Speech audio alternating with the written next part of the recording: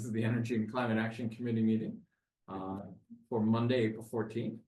Welcome everyone. This meeting will be video recorded, broadcast over local access channel 8 and through the town website at www.eastham-ma.gov. Welcome everybody. We have a great turnout. I guess spring is bringing everyone back out onto the roads, although we were encountering everybody on the roads trying to turn left on Route 6, but that's a different story. So, why don't we go around the room real quickly? I'm Tom McNellis. Andrew. Andrew Shearer. Olivia Richards. Olaf Hagland. Gary. We missed Gary Senical. Thank you. Lenny Carr. John Wayne. Harriet Emerson. All right, and online we have Mike. Mike Sarcioni. Awesome, and I see Cheryl's joined us. Thank you, Cheryl. Hello. And Cheryl Gale. Town of Eastham. And Shana. Thank you, Shana. And we have another guest, Gwyneth. Hi, yeah, I'm from the recycling committee and I just wanted to see what you guys were going to talk about today. Fantastic.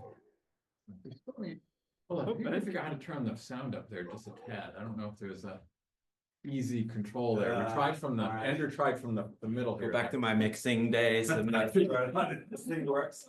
I don't know if you can do it. I don't know. All right, so we'll start out with any, and Kathy has joined. Kathy, want to say hi? Hi, Mom. All right. So with such a great turnout, we're going to try to keep things somewhat organized as best we can. So we're going to ask the folks on the Zoom to stay muted until we call on you, so we can kind of control things, and we'll same here in the room. We're going to give all the visitors a chance to say something, and then if any of the visitors wants to say something during the meeting, please just we're glad to have you here. It is awesome to see the extra strength, community strength here gathering together. So with that, any visitor comments? Get started with this, not on the agenda. All right. Earth Day, but that's later on the agenda. Yes, yeah, and a good topic. So yeah, I definitely want to chat about that. Okay, so Shana, we'll turn it over to you for administrative updates. And I know you've been quite busy, which we really appreciate all the things you're doing. Yeah, it's hi everyone. It's been kind of a busy month with a lot of different little things going on. But I did send out a fair amount of data to the committee. So I sent the vehicle inventory, the wastewater facility data, the 30% design information on the wastewater treatment facility, the municipal solar and electric data, and then an article about the EV chargers in Chatham that were just recently installed. So I'm not sure if that got out to everyone, but I can send out that article if you didn't receive it and are interested in reading up on that. And Shana, that was interesting. The EV chargers in Chatham are by the same company, Rivermore, and their partner. I can't remember the name of the partner who started the project here. So I'm wondering, do we have any updates at all from them? Has it gone dead silent? I wasn't aware who the contractor was or the engineer at the time. So, but you knew who it was. So I haven't heard anything on, so that was one of my updates, is that I have no update on the EV chargers. So I don't know if we need to start looking for other funding avenues or, planning for funding of those chargers through the town, or just other ways to plan for getting that in place. Well, I know the interconnect queue is still a bit long, but there's also obviously a very good chance that funding has been pulled back or frozen for the moment. Lack of info though is different than a definite no. I'm happy to try to call John at Rivermore if you think that's appropriate. If you see Rich, maybe you can you can ask him if he's heard anything, because I don't want to duplicate anything that he already has. Yeah, I talked to Rich today and he didn't have an update. So I don't know if he just hasn't heard from them or what have you. But so it's still up in the air. It's not a definite no at this point, but so for the climate action plan, we've been coordinating with getting those one-on-one meetings scheduled. As you know, you had the joint meeting with the recycling committee. And they're kind of meeting with different staff and different stakeholder groups throughout the next month or so. And I think they're scheduled up through the first week in May. And it seems like everybody's been scheduled except for the COA because Dorothy's out. So I think they just need to get in contact with scheduling a one-on-one meeting with them. I don't have an update on the decarbonization plan. At this point, I did reach out to them, but I haven't heard back yet. I don't have an update on the website. And then I spoke with Paul on the hazard mitigation plan, and he said there will be a space for a stakeholder from the Climate Action Committee to be on that group when they're getting the plan started. And the kickoff meeting is expected to start sometime around September. And so we might start hearing something about that getting formed in August, I'm assuming, unless it gets delayed for some other reason. But other than that, that's all I have. Very good, thank you. Do you want to speak at all on the wastewater treatment plant? I guess there's been some changes in the state revolving fund, which has kind of put us back into the game. You probably know more than I do. And I didn't say anything about the wastewater because I was just waiting till that was up on the agenda. But it sounds like it's maybe gonna be moving faster. They were gonna continue designing it, even though it wasn't ready to request funding from town meeting. But it seems like now it's been fast tracked at this point. Potentially. I know the select board has a special meeting, I think it's this Thursday, just on wastewater treatment facility. And last I had heard, there was a strong possibility that the administration was going to go for a special town meeting in June.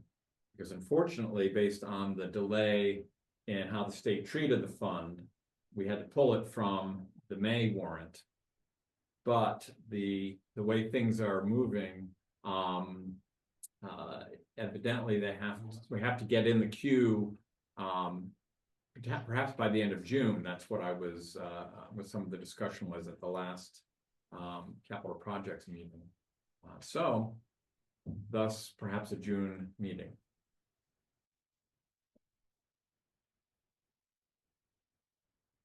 Okay. Very good. Oh, and there was another question. I know, I believe Kayla has been announced that she's going to be moved over to the communications coordinator role, which is great news. Do you know when that's effective? Has that been released yet? I believe May 1st, the first week of May, something like that. One of the things that I noticed as we were looking at the website is that our charge, which had gotten voted on by the select board back in November, I think it was, or October, somewhere in there, didn't reflect the updates that we had proposed and the select board accepted. Does that exist somewhere? When I had checked with the town clerk, they said they were kind of waiting for the update from the administration. I don't know where, is that something we need to do? Is that something the select board does? Charge? Yeah. I would think they would just take the charge that you had proposed and send it over to the town clerk stating that it was approved. Okay, I'll send that over to you so you can review that, and we can send it over to the clerk if all's good. Shana, hey, the communications coordinator role that Kayla's gonna be stepping into, is that a new role, a newly defined position, or is that something she's The taking on? communications piece is new, but it's sort of the applications manager was somebody who had vacated that position. So they took that position and then added on the communications piece. So it's, Oh. yeah, I mean, I guess Kayla's gonna be doing more, she's gonna have more time to do the communications piece. Because she won't be, you know, doing the role that she has in administration. Can you say just a little bit more about what that role is gonna look like? I mean, I don't really know a lot about all of the ins and outs. I know it has responsibility for the website, all of our sort of like social media pages, things like that, flyers, newsletters. It's not really like IT troubleshooting so much, I don't think, but I think she's working to do like the permitting for the regulatory board so that they can do online payments and submit all of their paperwork electronically and things like that. So I think that's one of her first projects, is to kind of work with the different boards and committees and departments to kind of streamline permitting for the regulatory boards. And I see Cheryl has her hand up. If we could just go back to the part where you said Dorothy was out, who's waiting to meet with her, Shana? I didn't hear that. It's the Cape Cod Commission. And are they only looking to meet with staff? Because, you know, there's a board of directors that, I mean, are they only looking at this point to meet just like with Dorothy? I'm not sure. I can find out. It could be Dorothy and the chair, maybe, that meets. I don't know how it's worked out with the different departments that they've contacted. So I can find out, but it is the Cape Cod Commission, and they're trying to gather feedback, and kind of like the joint meeting that the Climate Action and the Recycling Committee had. Just with, they have questions, they want to know, like, you know, what do you think? What have you been working on towards climate resiliency? What do you think you need in the future that's going to help people, whether it's you know, like emergency preparedness and education about that, those types of things, transportation.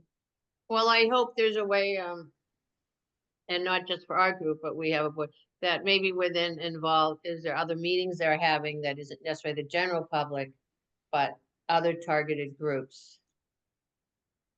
Do you know what I mean?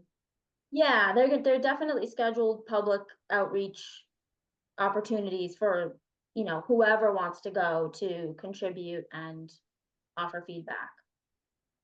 Thank you. Shana, excuse me, John here, just one more quick question on the communicator's role. Is this shift in her responsibilities going to change how we engage with her, for example, on our monthly requests? Are those going to be handled the same way that they have been? Yes, yeah, no, it shouldn't change. Thanks. Thank you.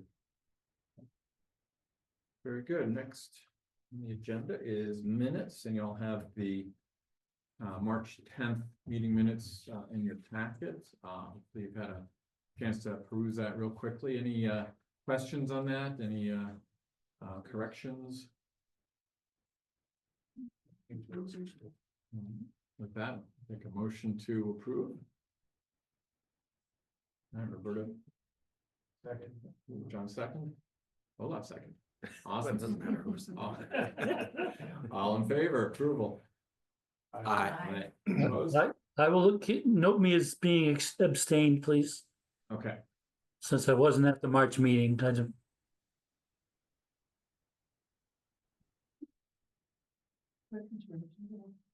Password to the web here, two. before it should recognize it, but it's not. Try going in again and see what it does for you.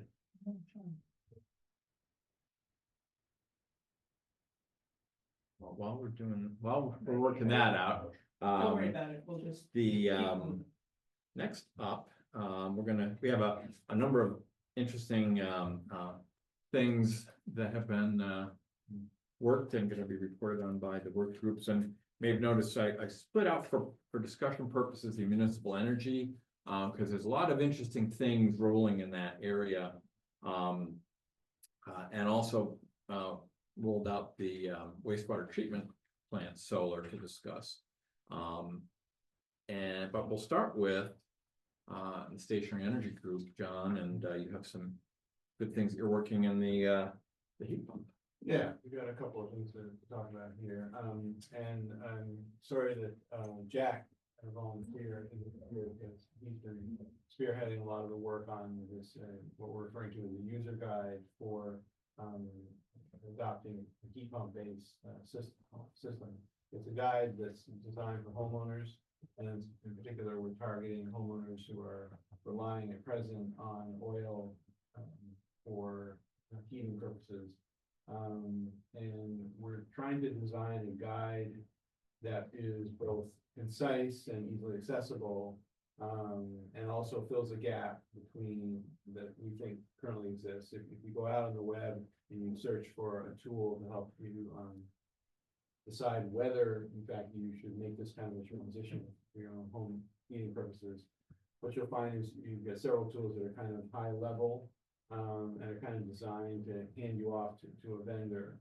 And our experience through the various workshops that we've conducted and just interacting with the public in general has been that people need more. They need a bit more help in bridging that gap, if you will, from to the vendors.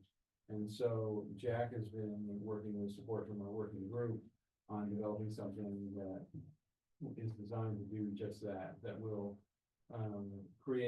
will be based on a series of profiles of homeowners and their homes, based on factors like the size of the home, you know, the rooms it's got, its current heating system, whether it's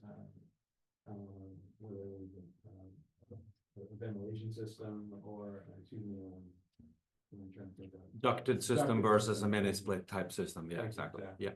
So there are a host of factors like that. And part of what Jack and we are in the process of doing is defining those kinds of kind of scenarios or use cases, and then identifying a series of questions about options for people who are in that sort of situation. And the vision is to ultimately produce a small guide that would have a series of these profiles in it, so that someone can kind of quickly go and say, ah, that's me, this is what closely matches me, and get from there guidance on how best to proceed, what sort of questions they should be asking themselves, and what sort of options they should be considering. So we've got it at the state where we've kind of got the summary of the guide. We've got some introductory narrative, and we've got some a good tool that Jack has been relying on, and that will be kind of the engine behind this guide when it gets put together. We're not going to expose the guts of the tool to people because it would be kind of overwhelming. But it's something that we can use kind of behind the scenes to generate the profiles. So it's coming along pretty nicely, I think. And at the next meeting in May, Jack will be here and we'll have something for people to react to. So that's the plan. Any questions or suggestions? Yeah. No, I just have one comment. I just found out that there's a major shift in the refrigerants that are going into heat pumps. And I just found there's a guy that on the Orleans committee who just asked me if should I go with this system or that system. So R410A is essentially being phased out as part of the EPA's AIM Act phase out. And by the way, it was enacted by Congress and it would have to be eliminated by Congress. So I think it's fairly safe. But the question now is, people will ask, should I go with R10A, which is an HFC, or should I go with R32, which is a blend, but it's a lower global warming potential gas? And so those are the kinds of, I think these are the kinds of questions, so we need to add, and I think next meeting, John, I'll come prepared with some of that information. Great. Because people will have, if people are asking these questions now, I mean, there's gonna be a lot of people asking those kinds of questions. You know if that's available currently on the market? So what I heard is Mitsubishi is now offering R32 heat pumps. Fujitsu still is, I think, running for 410A.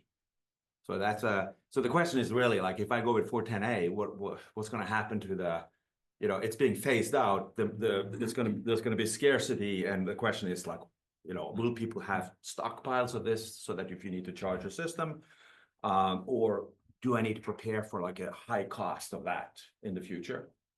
So those are the kinds of things. I think we need to also be armed with those kinds of, answers to those kinds of questions. Yeah. Mike, did you have your hand raised? Yeah, is the microphone at your end of the table on, John? Because I don't hear you very well. I can hear Olaf well, I can hear Tom well. Oh, it's not. There you go. Now it's on. Don't make me say that all over again.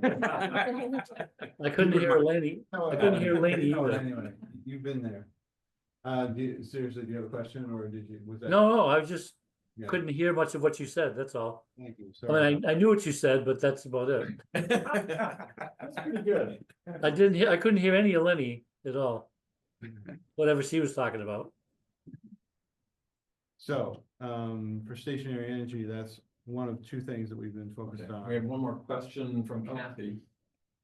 So John, I had a question, because I think that this is something that people are also interested in, which is what's the tie-in between solar and heat pumps? Because, depending on, and of course there's more, each thing has more money, but what solar can help mitigate the cost of the heat pumps. And so you're planning to do anything to, at least marginally discuss the fact that, maybe that's the next thing for people to start to take a look at?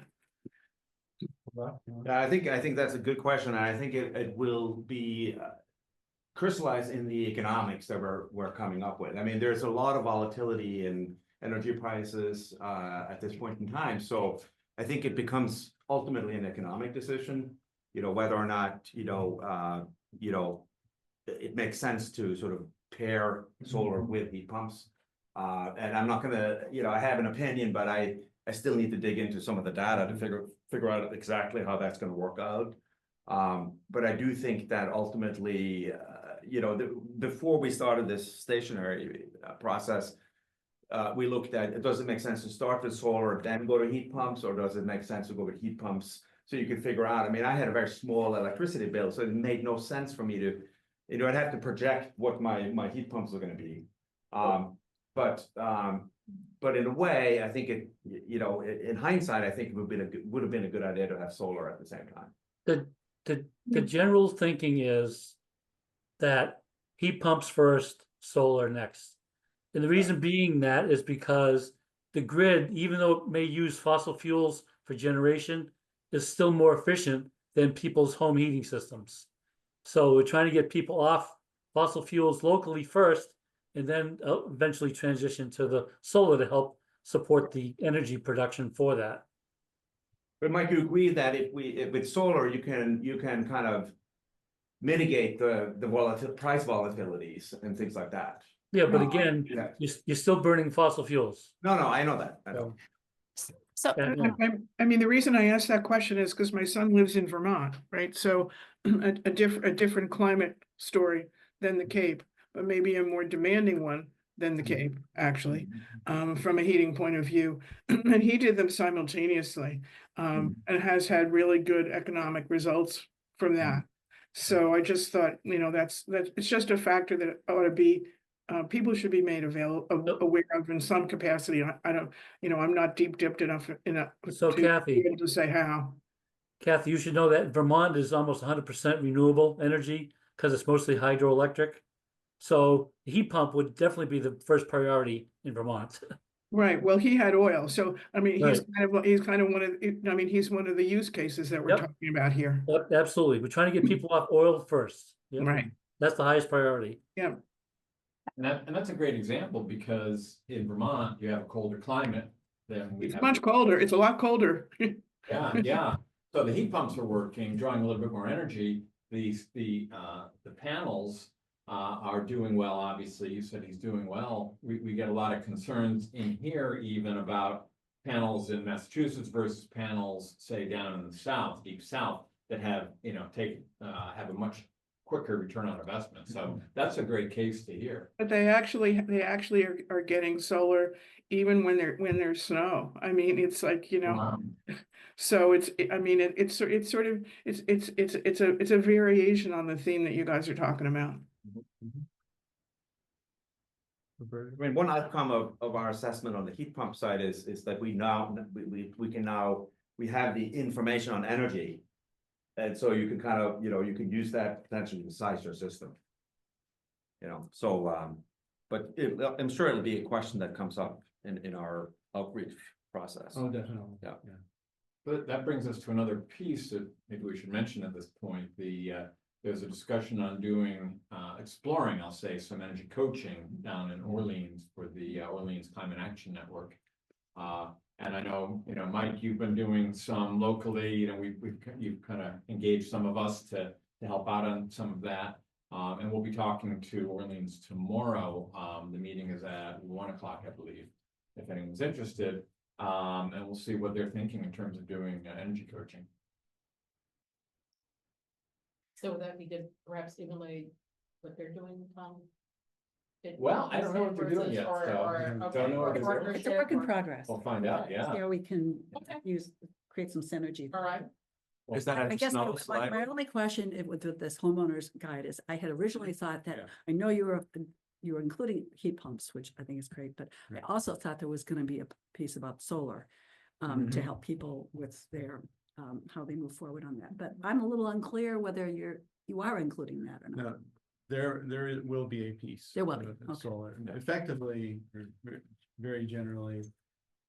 The way that Mike put it, I think is on target, and sort of you go through the sort of the decision analysis, if you will, of the heat pump piece of things first for folks. And then you get to a certain stage, if they're good candidates for switching over to heat pumps, gonna get past that threshold, and then the question is, now do you want to add solar? As a way, in part, to offset costs that you're going to experience, with the shift to heat pumps. So I think that's very generically speaking, the kind of the decision process that will walk people through for viewing their situation.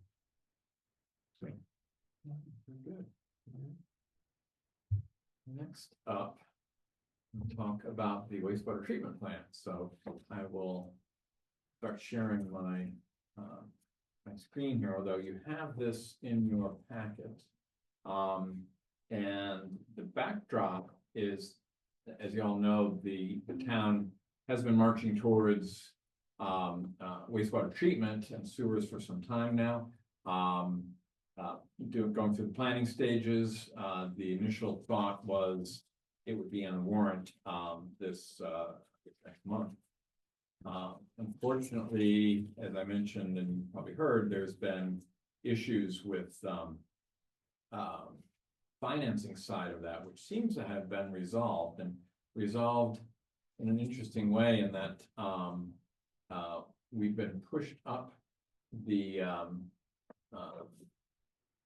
priority list, so we're now above the line. And in fact, there was an article, well, there was a mention in the APCC newsletter this month about the state doing a very favorable revision of the state revolving fund. Long story short, we're back on the list, evidently, and that's pretty important for us to get the wastewater treatment. Part of getting on the list was moving us to a LEED certified set of buildings that are going to be constructed, including solar. So apparently, as I understand it, and I think Shana, we've got a meeting tomorrow that you're going to be perhaps getting some more info on. It looks like the building solar may go in as part of the initial phase construction. Um, the rest of the solar, actually, all of the solar previously had been thought of as something we could add as soon as the main construction was done.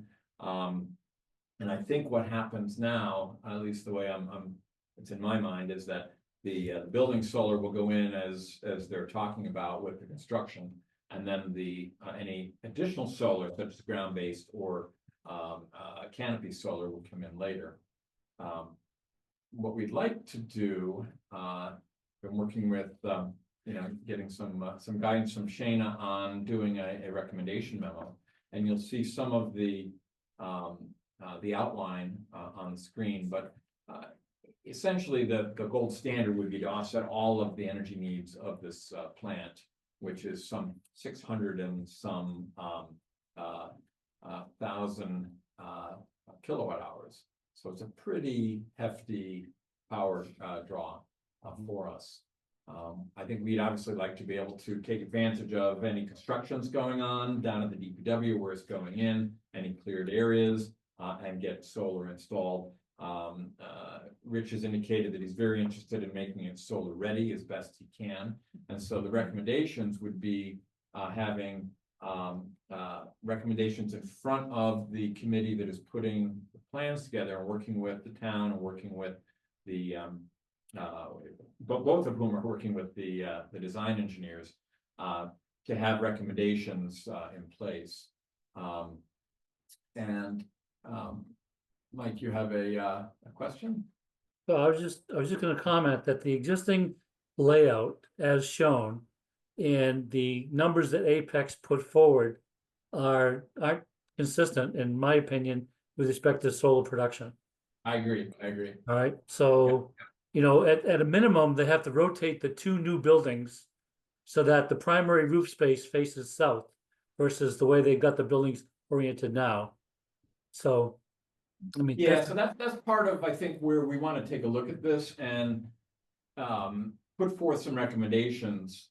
And what I'm thinking of, and let me just finish up what my description of what we've got up on the screen, and we'll jump over to Shana. The thought is to give an estimate of what we think is a reasonable estimate of the solar production. There was, as Mike mentioned, an early report that came out of Apex, which is, I think, Environmental Partners, it's their new name, that has been studying the wastewater treatment facility. So we now know what power usage it's taking. I think the solar memo, and I completely agree with Mike, really didn't do much. It was a very cursory look, and I think we can do much better with some. We're not doing an engineering study. We're just looking at rules of thumb and looking at kind of just a savvy way to better get a closer estimate of what kind of area we would need to cover to have solar. And the thought here is that we first indicate the rooftop potential, and those numbers there are the ones from the Apex study, and I think everything on this is conceptual examples, right? But if we can kind of step down from what we think would be the most viable solar and work our way down into the other areas that we think would be also in consideration, we can come up with 100% or more ultimately of the energy needs of the plant. That would be the goal. So we need to look at that. We have a CVEC expert in the way of Mike, who can maybe call on some resources to help us think through some of that. And we have contacts through the capital projects committee that will help. Shana has contacts. So I think as part of the design process, which is right now at the 30% design review level, we have some good information. The folks on the committee told me that we need to have our info in fairly quickly, that by the time they get to the 60% design review, which is in July, early July, things need to be pretty much locked down. Mm-hmm. So with that, Shana,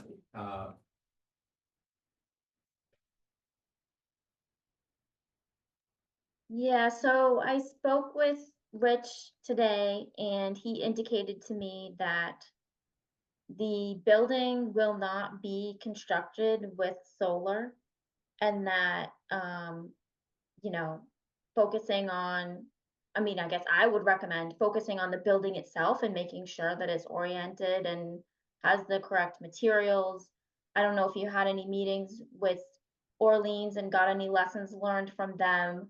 But at this point, it sounds to me that it's, solar ready for solar panels in the future in a couple years. So that's all I have for an update today anyways. Okay, so part of the construction in phase one, they're gonna separate that construction from the addition of solar, which happens after the buildings are constructed. So solar ready. Solar Yeah, ready he is said, meaning- once the building is all kind of constructed, then looking at solar to install on the building and then whatever area is available Okay. around it. And we have a nice plot, site plot, where we can kind of visualize potential areas. I drove through the area yesterday, to kind of just get a feel for the grounds. So we'll queue up some ideas and, yeah, we'll see. Obviously, all this stuff has to be discussed in trade-offs, and kind of prioritize as to what's within the realm of possibility for adding in that site, because I know there's a lot of restrictions and a lot of issues that the team's struggling with. Mike, did you, I don't know if I cut you off, did you have something else you wanna jump in No, with? other than when do we need to get who, what? That's what I want to know. Yes, yeah. I think Shana will have some more info for us this week, and we're targeting a meeting, potentially with Rich in May. But the Capital Projects Committee has indicated they'd be willing to talk to us as well. So I think it's probably something we should put our heads together and maybe call a quick meeting to discuss next steps. Okay. So we'll Yeah, get I'll that- send you out the material, whatever feedback I get or answers I receive at the meeting tomorrow. And then I don't know when the Capital Projects Committee is meeting again, but I'm assuming it's gonna be, if the project is speeding up, maybe sometime again this month, if not right after town meeting. And then, like you said, we also have the meeting with Rich coming up sometime in May to be scheduled. So hopefully sometime before those meetings would be ideal so that they have something to look at and consider, and think about and give feedback on at those meetings. So I guess in the next few weeks. Tina, who is the lead for the capital project? Okay. The Capital Projects Committee is Jackie Beebe, the town manager. She's the main staff contact for that committee. And depending on the project that they review, different staff members will come in and be a part of the discussions depending on what project it is.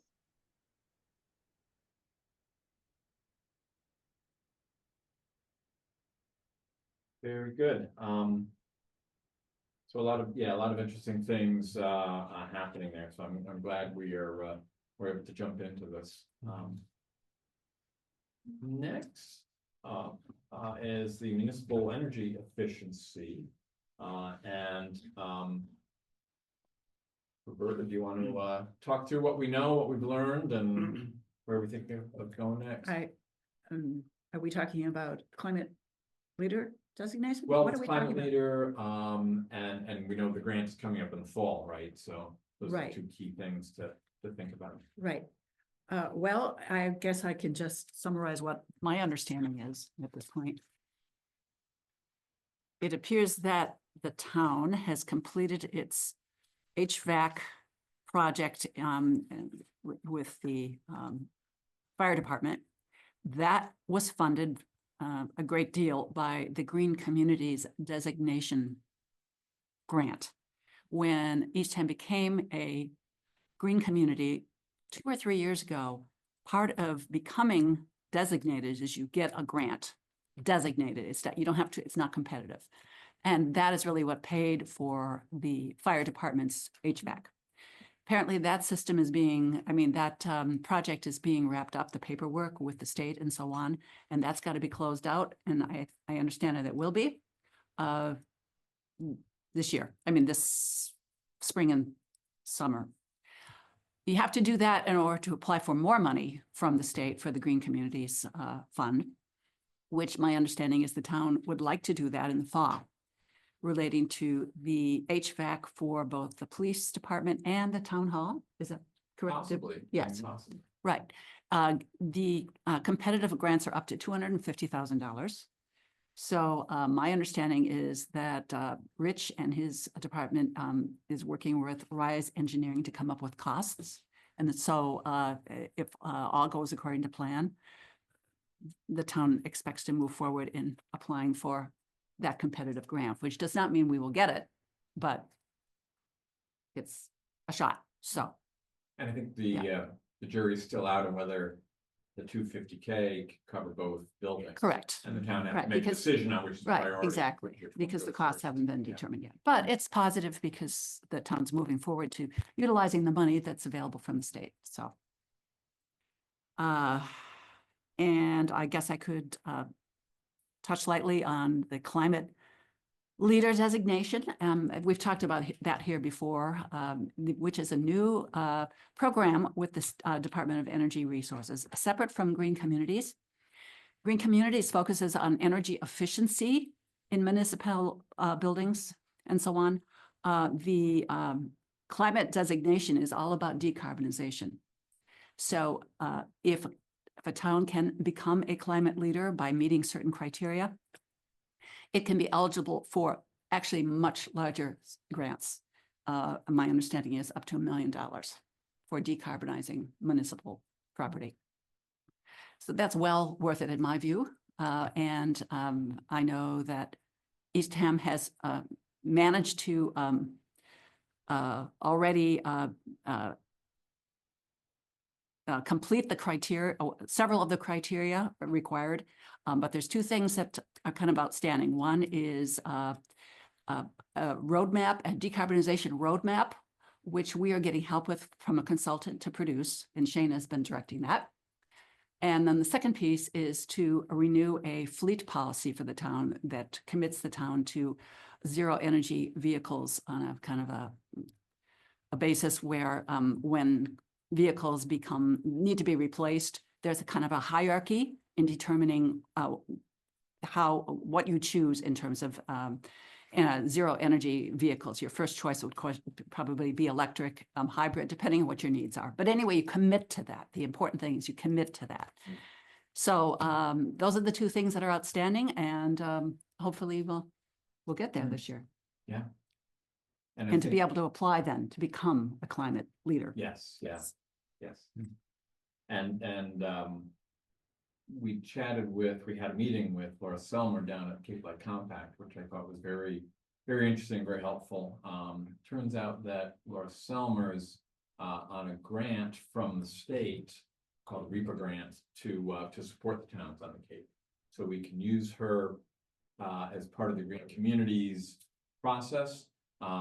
If we want, she can help with the grant applications. I know Shana has the grants down pretty pat, but those types of assistances and understanding of where Green Communities might be willing to go would be helpful. And I know Rich is working with her to do the RISE studies. So that is awesome.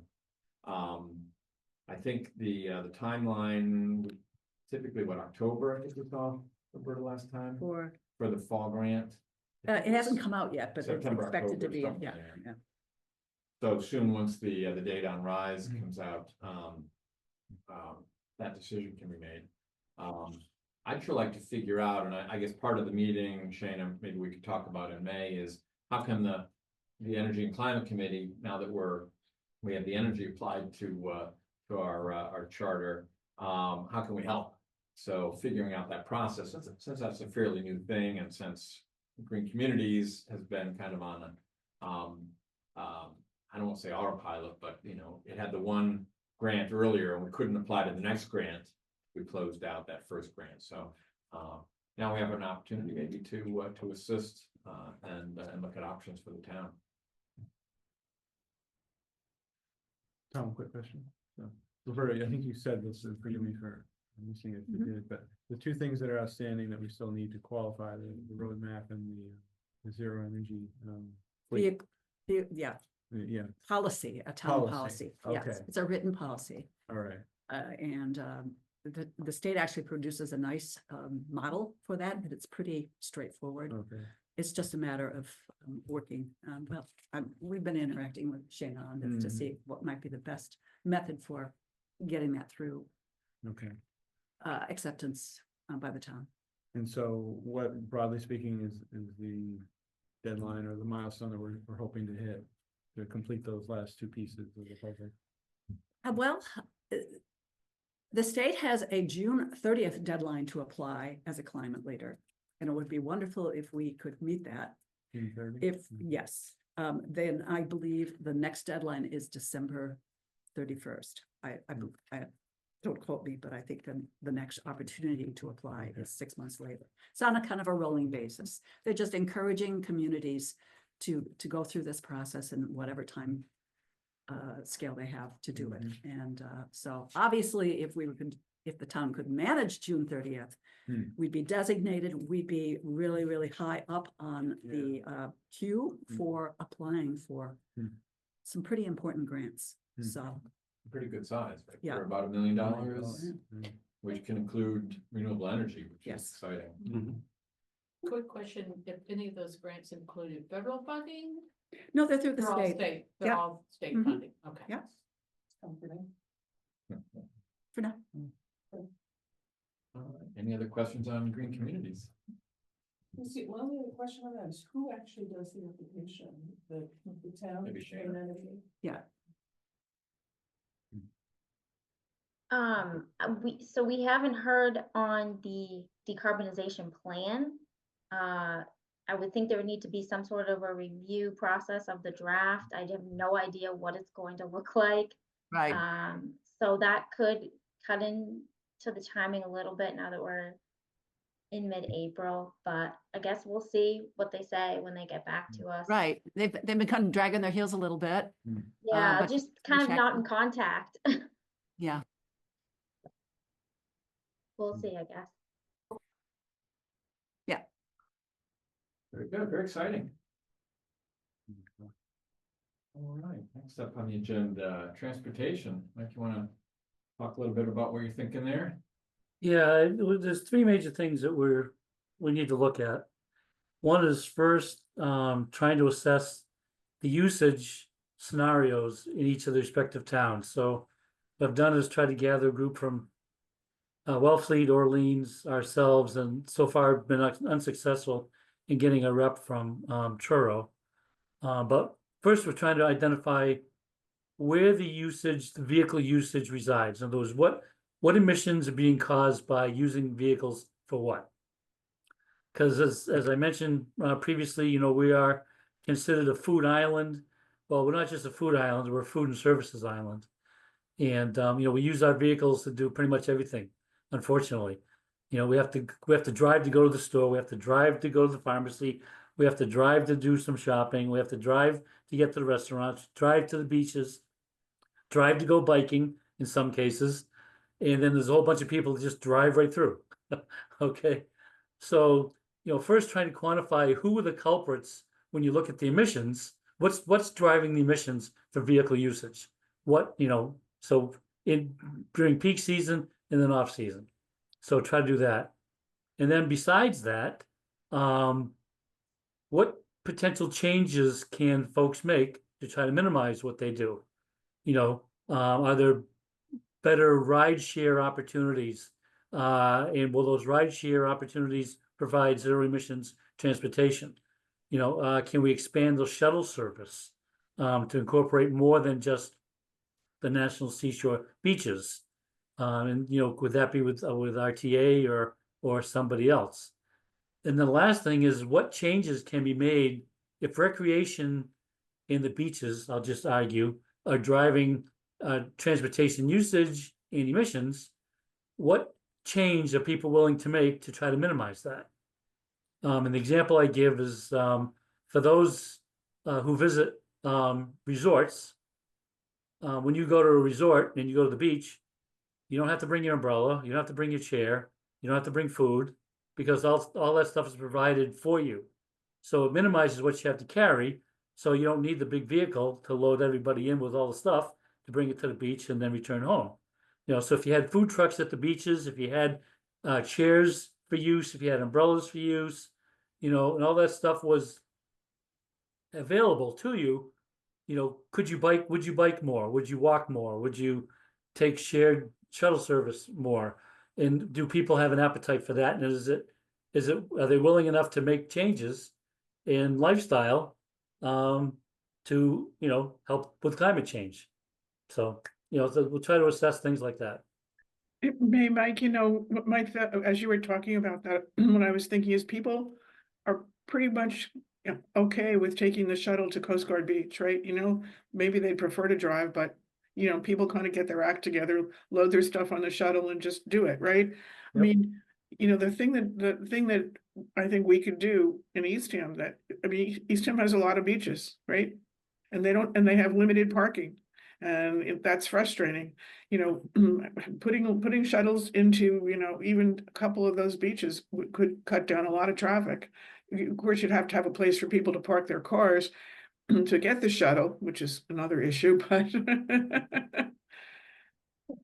Well, again, that's Kathy, why if you didn't have to carry a lot of stuff, the shuttles would be simpler. All right, you wouldn't have to have people loading and unloading. And if they could walk to the corner for typical pickups versus having to drive to a parking area, you know, you could. Oh, you mean if you just had like you know, here are your 10 stops. Yeah, I'm making right, it up. 10 or 20 stops that you have Right. access to, right? Okay, that's even better. But I mean, I think people would do that. We'll see. We get a lot of boogie boards at the swap shop when people are done with them for the weekend. So I imagine that would probably be pretty popular as well. Because like people are buying them and I'm getting them brand new, like used twice, or used for a week, and they're coming into the swap shop. I would happily donate all of them to whatever cause this is as well, because it seems like they're just going in a circle anyway. And Just again, as a heads up. So, you know, bikes would become more useful if you didn't have to carry all the stuff, right? I mean, I ride my bike here. So Mike, you ticked off 3 things that you're looking at or focusing on. The second one, I want to make sure I was clear. Are you saying you're looking at changes that people could make right now, given the status quo of what's available?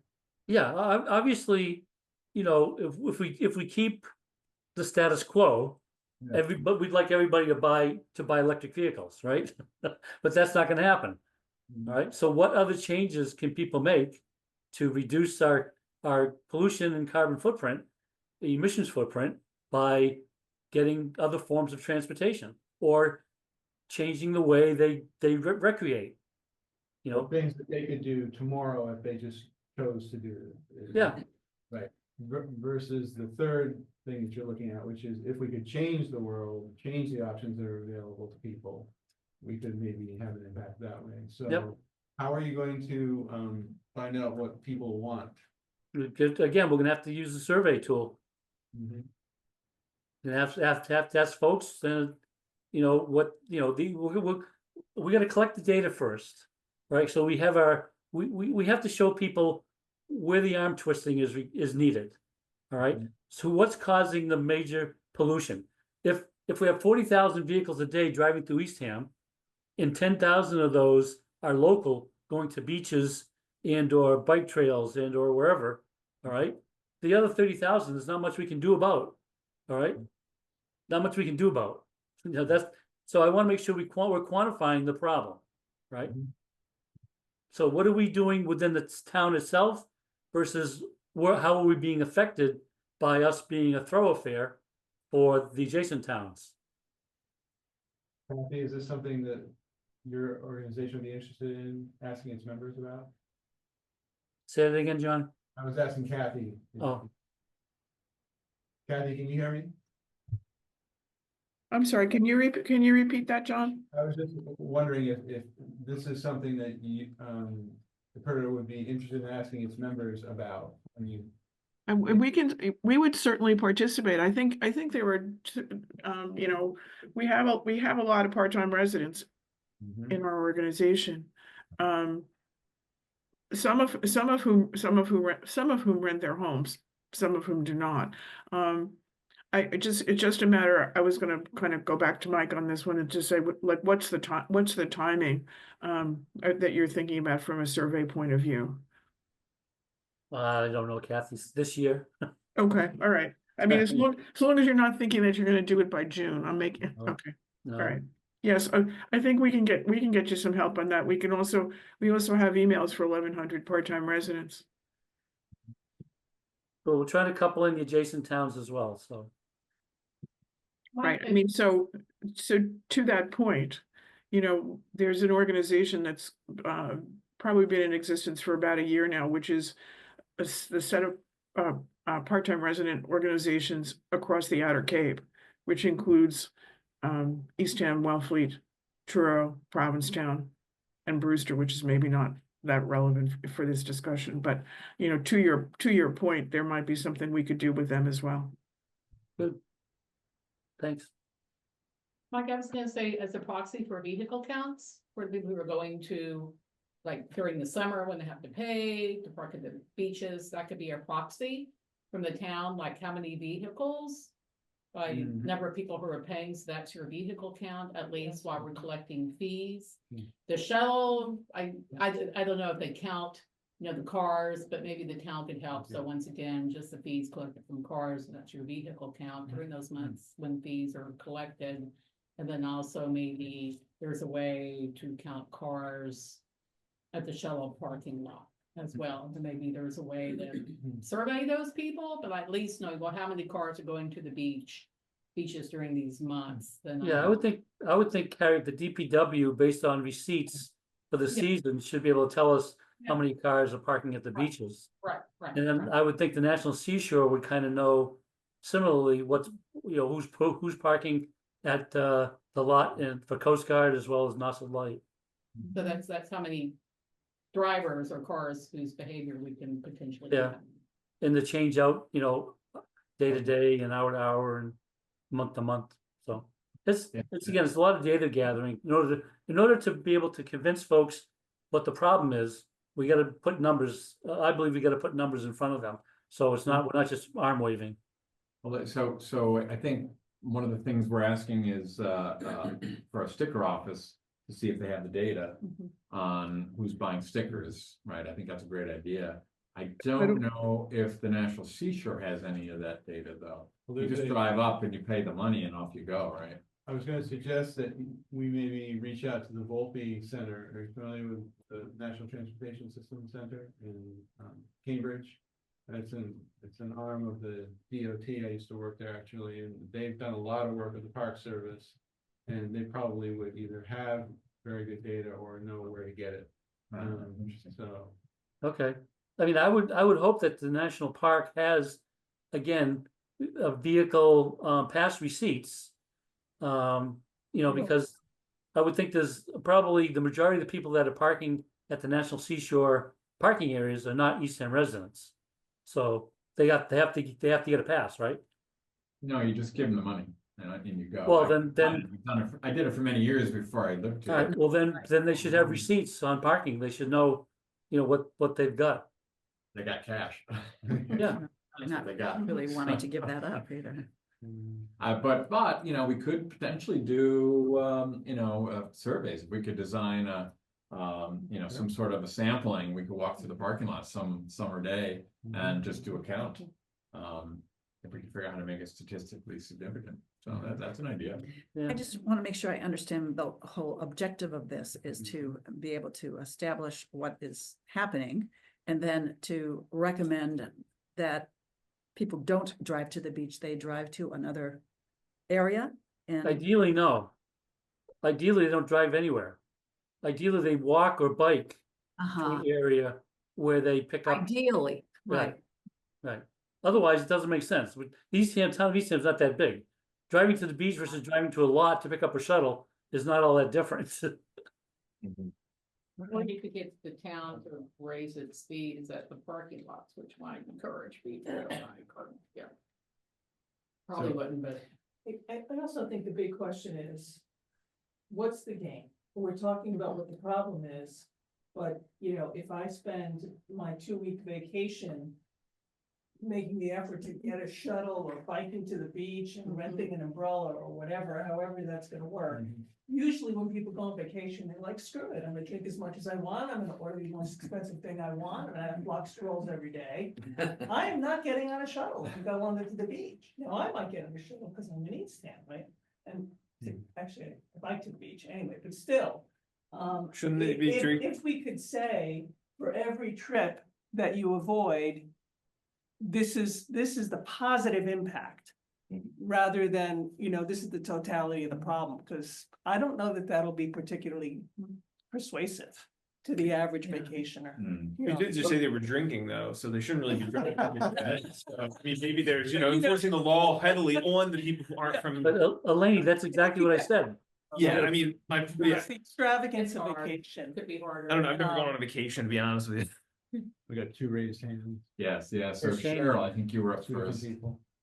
Well, my question, and I'm gonna go to John. When we did our survey, did we ask people? I thought we asked some question about the beach and access to. Unless that question got tossed out, John, when we were asking people about climate change and behavior changes and stuff like that. Yeah, we asked a couple of questions that were, I think, mostly about electric vehicles and access for parking and sort of subsidizing the use of electric vehicles. I think that was the main thing that we asked about. That was Oh, okay. I Um, mean, I just know the work that went into this original survey. Right. And when I hear you all talk about another survey, I don't know, I just paused at all the work that it entails. Mhm. And will it get you what you want? Good Right, point. I mean, Cheryl. that's a very good question. Yeah. Shane, I think you're up next. I don't, maybe you're already aware of it, but Nantucket has a really good seasonal beach shuttle system in place. And they go to, it's very cheap. They go to all the different beaches. They have like the smaller buses and and I think too, like what Mike is talking about is like, if you want to go to campground and the shuttle stops at like the end of Campground Road and then swings and goes into the beach and then maybe stops at Thumper Town or, so you would ideally would walk to a beach shuttle stop area and then it would go down and stop at the beach and come every, 45 minutes or something. And you just show up a few minutes early and you grab the next one that comes around and go back to wherever you want or go somewhere else in town. But Nantucket might be a good model to check out because they do have a seasonal shuttle service that goes all throughout the island and it's been in place for plenty. Good point. That would be good thing to research, Mike. Maybe put that on your list for your team. There was another thought that was bounced around last year, which was an interesting one, and that would be to do shuttles from each of the motels and hotel in town, where many people have already parked. And they're from out of town and reduce their mileage as well. They might be very amenable to getting, shuttle right there. True. And not paying the entrance fee to get to the beach. All right, good, thank you, Mike. So can I just make another comment about not paying the entrance fee? It's also about getting a place to park. A good point. And Because a lot of these beaches, especially the smaller ones, there's not a lot of places to park. You get there, there's no place to park. The line at First Encounter Beach defies description on weekends. Well, Right. in about 10, 15 years, we're gonna lose the parking lots anyway because of the water level. Okay, well, but let's, You're always an optimist, Mike. But I think that there is both an economic as well as a convenience aspect to having a shuttle for people who are here on a part-time base, for vacationers mostly. Yeah. Well, I just, on another note though, if there's a small parking lot and a small beach, we don't want to be feeding so many people to these beaches that we're now destroying Right. space at the beach and around it. I mean, there's this, I agree, but we gotta be careful because we don't want too many people at certain locations. You bet. Cheryl, I agree, but if you Lots look to at think about. campground beach parking lot is much bigger than what the beach can accommodate, right, as it is right now. All right, so with that, why don't we move on to climate adaptation? Another non-controversial topic. Thank you. Thank you. Just to report out? Yeah. Yeah, not much to report. We are, so Cheryl, Roberta and I are the committee at the moment, and we have working group, sorry, thank you. We have, taken a look at the existing mitigation plan. It's the MVP, I think it's called, or whatever. But we're trying to divide and conquer so that we can digest it and what it's actually saying. And we should have more information soon. We're also looking to identify somebody to participate in the development of the new mitigation plan coming up. So that's all we got. Fantastic. Then there was the Shelley McComb discussion down in Orleans. I did get to go to that. I don't know if anyone else was able to dial in. I think the presentation is supposed to be available online. I can check on that, but I do have the slides, and I think if I remember properly, I sent it out. I think you emailed it to us. I'm sorry? Yes. I think you emailed it to us. Yeah, you did, yeah. I looked. And yeah, so she had some very interesting material. I encourage you all to take a look at that. She was focused very much on the adaptation side and what is happening in the state, what is happening at the local levels, and what to be thinking about in terms of kind of strengthening your I guess if that's the right word, your home and your property and your life against severe storms coming up. I did not attend it, unfortunately, but I reviewed what you sent, and I was very impressed by those slides and the specificity of what an individual can do to protect him or herself with storms, in terms of how you think through your house and your flooding possibilities and what you might do to change your home. Do you, have you thought through what happens during disasters and so on and so forth? It's not on a really high level, but really, really about the person. And I really appreciated that. So I think we could certainly use more of that in our communications. Yeah, it was very practical advice. Yes, It wasn't very, wasn't a lot of policy, although some of it was in there just for reference, but it was very practical. So which reminds me, I will check to see if the video is available. It is. I'm just checking. Is it? Okay, great. Yeah, Great. so it is available. And where's it There's a located? link. Where is that? Where is It's it? a link in the email that Tom sent. Oh, okay. That's how I got it. And it actually includes chat messages. Oh, interesting. Some of them. Okay. So next up, we have some really good work going on as well in the communication strategy area. So John. Yeah, we can talk about that a bit, and there's material in your packet, 2 things actually, for this month that Harriet and I wanted to talk about. Harriet and I have been working on the toolkit, communications toolkit is what we're driving to produce here, which is what it sounds like. It's designed to be a compilation of materials that can help all of us as a committee and individual members of the committee strengthen our communications strategy on behalf of the committee, as well as our execution of communications. And I think one of the things that we can use the toolkit for going forward is kind of an initiation piece. So when someone comes onto the committee, we can sort of share this as a way of getting people kind of in sync in terms of what we're what the principles we want to follow and how we want to communicate. So what we've done that we shared in the materials in the package, and I guess I should probably project some of this, is a couple of things. One is a sort of more detailed outline than we had previously provided of the toolkit itself that in particular fleshes out the first sort of the foundational components of the toolkit, meaning the reasons that it exists. What are we trying to do with our communications? We want to try to sort of step back and think more systematically about that, and also to think about the kind of the guiding principles that we want to adhere to, like be visual where you can be with your communications. And I think I'll just bring this up so I can pause for a second here. Screen. And magic blue button. There it is. Okay. Yeah. So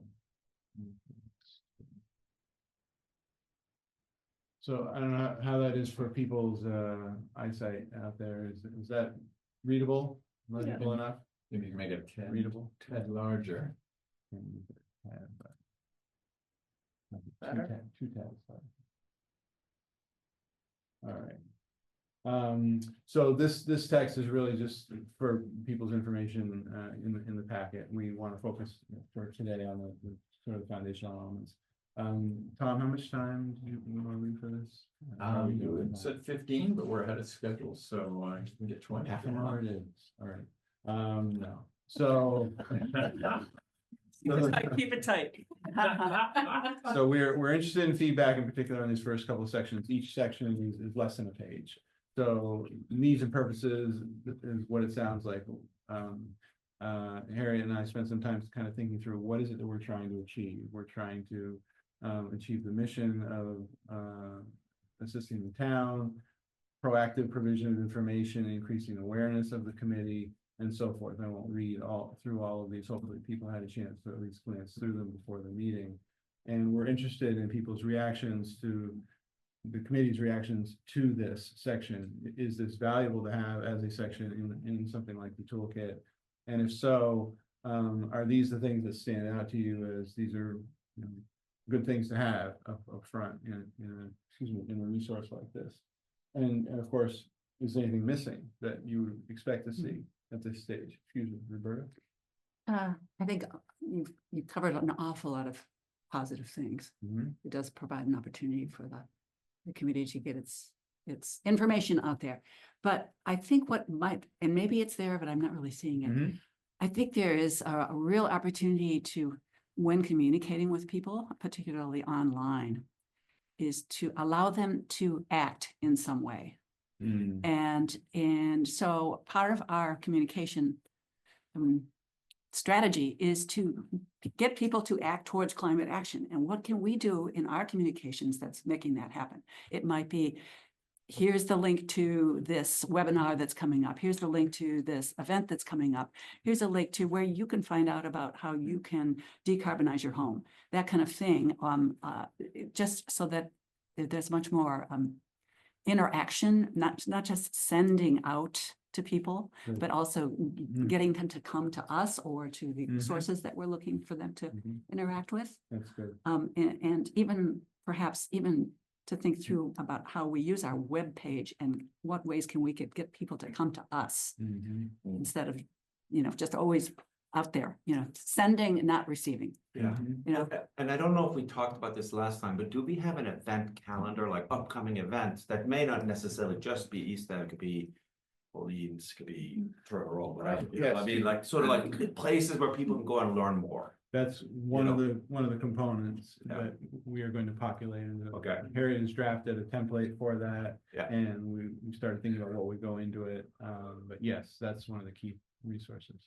So I would say that would be one of the first in addition to the other items, because time goes by so darn quickly, and it's hard to believe we're already midway through the month of April, and things start to happen in May and June. So when folks can look at that, we can start populating the event calendar, so we can start being prepared to have whatever materials or people or what have you at the, and it, you know, couldn't, like you said, it's not necessarily within the town of Easttown, but Right, Orleans or exactly. what have you, Yeah. but yeah, y'all can look at that and start populating it, that would be really helpful. And to come back to Roberta's good observation, I think what you're speaking to is covered to some extent under the guiding principles, which is the second section that I wanted to draw our attention to, which is getting much more down to a tactical level about how people approach communicating and how we should structure our communications. Now, I don't think that we have something that's quite on the nose for what you're asking for, and I think we will add that. But here we've got the point. And John, before we move to this page, do you have time for a question from Gwen? Oh, sure. Of course, always time. I really like this. I'm working on a lot of the communication strategy for the recycling committee. And so I don't know if anyone's seen the newsletter, which I don't quite know how to send out to people, but I have a newsletter from last month and one I'm developing from this month. I have an events calendar that I've created on my own Eastham Recycles website, because the town website and communications is so complicated, and I know it's not an official recycling committee webpage, but it's kind of a place where I'm putting a lot of that kind of stuff. So I would love to collaborate on what you're doing, if at all possible. I'm not a member of the committee, but I am a member of the recycling committee. So this is really interesting to me, and I'd like to learn more. That would be great. Share ideas. Absolutely. I think we should. It also makes sense to offer links to each other's Mhm. events pages. That's a good idea. Sure. Absolutely. Yeah, definitely. I'll drop the link to my the webpage that I've been developing in the chat if anyone wants to see it. Great, thank you.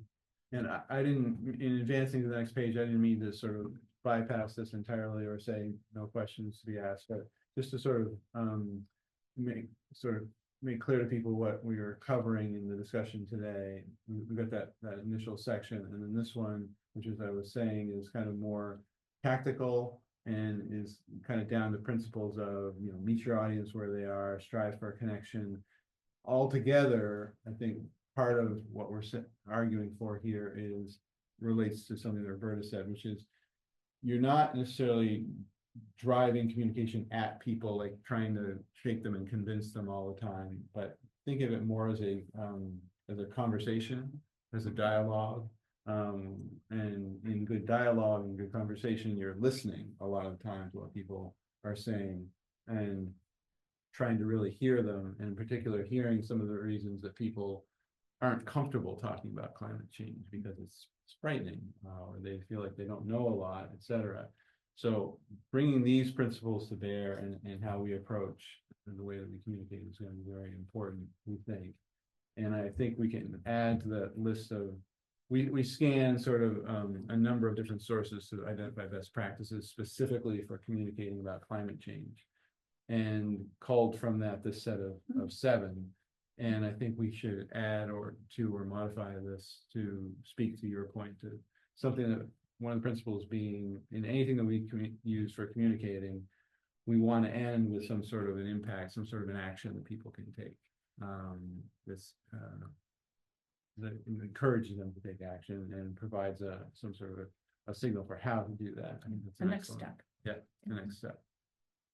John, I have a quick suggestion on that bottom section. They all look Yeah. wonderful, but I are an engineer and I'm not good at writing. It'd Yeah. be wonderful to have, as you go through this, as you find things that maybe are good examples, or even things that are bad examples. I'm really good with bad examples too. And kind of, you know, for me, these showing that kind of contrast helps me write better. I don't know about everybody else, but I think that would be a great help. So what do you find that we consider being an exemplary piece of communication about climate change? What have you say here, you know, whenever it might. Look that up and. Okay. Like what do you really mean by meet your audience where they are? Right. You know, that'd be really interesting if you had an example to say, hey, here's a nice style. That's a great idea. Yeah, definitely do that. We can. Yeah, we have another section of the kit that is templates and examples, but it's not so much. Well, to some extent, it's pieces of writing. for example, we got a news release in there that we did for the workshop a couple of years ago that I think was a very good example. I don't think we got any, at least by intention, any bad examples of communication. People will disagree, but we've stressed the positive. So we're in the process of looking back at work that we have done prior or that we know of and trying to pull out good examples. And I think, to your point, pulling out some bad examples is a good teaching approach. So we can definitely do that. John, maybe it's not a conversation for today, because I think getting into more detail next time, but are you guys discussing the possibility of an electronic newsletter for our committee? Whether that's even going to be permissible, I don't know, but it is part of the conversation. Yes, in fact, we have a first edition of what has been called a newsletter, and Harriet and I have been discussing this and thinking we would recommend doing something that isn't a newsletter, but that is much shorter, brief sort of bits, and maybe more like a bulletin, let's say, or a brief.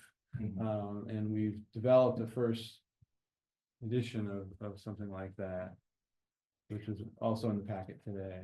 You know, it costs money, but lots of organizations and businesses, of course, use Constant Contact that has the template for a newsletter, which is exactly that. It's really short blurbs. It directs you somewhere else. It directs you to where you want people to go. You click on it and then you get more detail. That's You get right. to the more detail. That's right, and it costs money, and I'm not even sure that that would be permissible for a committee. MailChimp? Pardon me? It's like MailChimp? Oh, MailChimp's free though. Yeah, okay, but I'm sure there might be some costs, and obviously somebody's time every month, but you could streamline it and do it, and it's really precisely this, except it looks prettier and you can put pictures in. And if there were templates in the format were shared and number of characters and format, font and all of that, which I think just make it a lot more sustainable to Right. just so onerous to. Yeah, for today, we mainly wanted to get people's reactions to this as a concept in terms of the length of it, the level of detail, even the style to some extent, but this is a first foray into doing something like this. And our thinking was every other month.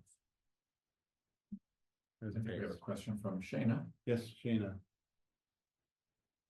Brogan. I don't have a question, but I would definitely check out that website from the recycling committee, because they have a section with newsletters and a PDF, and it shows up right in the webpage, and it's a really nice format. So it would definitely be great to partner up with them and share ideas. Is Gwyneth still on? Yeah, she's still there. And Gwyneth, how often do you guys distribute your stuff? Well, the newsletter I think is supposed to be, I mean, it's been in the past monthly. I just took it up again and put the first one out last month, so it was kind of a trial run. Okay. We haven't printed any to put in any of the, post office, library, wherever, bulletin boards. Do you have any idea what kind of uptake you're getting of the content, or are people? No, because I don't think it really hit many people last month because it was just a trial run. But the idea would be to put it at the transfer station, on the board there by the recycling, at the swap shop, and places like that. And then try to develop either a mailing list, see what the town has for a mailing list, because the town uses Constant Contact. So to figure out how to start adding to the mailing list. But right now, there's not, it didn't hit many people, unfortunately. And our email's down. Yeah, that too. Well, it's down. I don't know why it's down. I haven't gotten any response on the emails I sent it out. Do you have a mailing list as well? It's in the email that I can't now get into. Oh, no. Yeah. It's all like we had a built up one from the previous chairs. It's all entered. So email addresses? I've got we have like the a emails 365. saved in a spreadsheet on my side, so I have those emails, so they're not gone forever. But yeah, I did used to have the town email working again. So we'll Anyway, if you definitely. have any questions, just reach out to me as you move forward with all these. I would love to work with you. Okay, great. I would also encourage people, and one of the principles was to make it fun and creative, so wherever you are as you travel through life, and if you see something that just seems different and fun and creative and is kind of an attention grabber, what have you, so please feel free to share it with us, take a picture and message it or email it or something, because sometimes there's just so much out there. And so anything that will help us break through, saying a fun, innovative, creative way to connect with people, that would be really appreciated. And one thing we were thinking about, kind of along those lines, is giving the greater committee and the opportunity to sit down at some point and just brainstorm a bit about things like that. If you have an interest in this kind of thing and you think you have some ideas, we're contemplating maybe having a standalone session by invitation, and not required, I don't think, where we could try to generate some good ideas for how to do persuasive, engaging, interesting, and actionable communication. So before moving off the inaugural brief, do we want to talk about since the committee in terms of using that as the inaugural? Is that ready for an inaugural distribution? That's my question, I think. You both feel It's very presented to the committee, right. It's a reminder of the survey report that's out there on the climate action survey. That's been it's another reminder of that. And in fact, there's a highly condensed version of it in addition to the full report. Earth Day, now Earth Day is the 22nd, right around the corner. This is something we would want to distribute to our email lists this week. To include that and make it useful, and then it references the climate action plan and just keeps very general, no specifics about when things are going to be happening, but kind of an alert to people to be tuned in for opportunities. So this is going to go out to our email list, Right. essentially. Why not put the link to the Cape Cod Commission's Eastham Plan, Climate Action Plan? We can do that. Can we do that? Yep. Okay, absolutely. Let's do that. It's public, it's available, and Right. we'll give them updates. You have that link memorized? No. So may I make a comment on this? You need to get people that, first of all, the climate survey is not new, right? So you should consider ordering the things that you put in here in terms of the ones on the top should be the ones that are new and will catch people's attention. I don't think that's going to be that, Okay, that's a good idea. right? Yep. And if there's something beyond Earth Day, if you know something that's going on in May anywhere, right, that's related to pardon me, is related to climate, that would probably be the second thing I would put on here. It doesn't have to be just 3, right? But I think you want the top ones to be actionable. Do you want people to do something? Like what's going to happen? Maybe another sentence, like just beyond check out the details. What's the next sentence that gets people to want to click on that? Is there going to be I'm making it up. Is there going to be a protest? Is there going to be, I don't know, whatever it's going to be, right? Where you want to, just like the comments that you were making before about about communications, you want to engage people. So you want to encourage them to do the next step, right? Just saying it's Earth Day, I don't know, would I click on that? Maybe, right?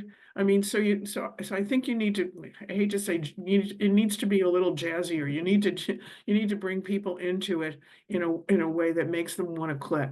So that one, for example, needs another sentence. What's happening on Earth Day? What's the one sentence version of what's happening?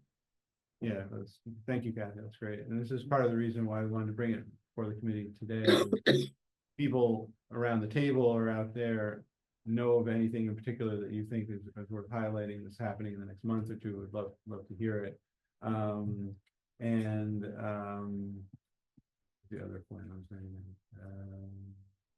Yeah, any of the other working groups have any bullets? That was it, yeah. Right, and we may with that, have provider, I guess, is assumed somewhere in here, but a way to contact or email us, the contact information. So we'll flesh it out. And as we get into a rhythm of generating these every other month, we hopefully will also get into a rhythm, as Harry is indicating with the other working groups, that they sort of have the opportunity to regularly bring in and introduce things that they want to see highlighted in the bulletin.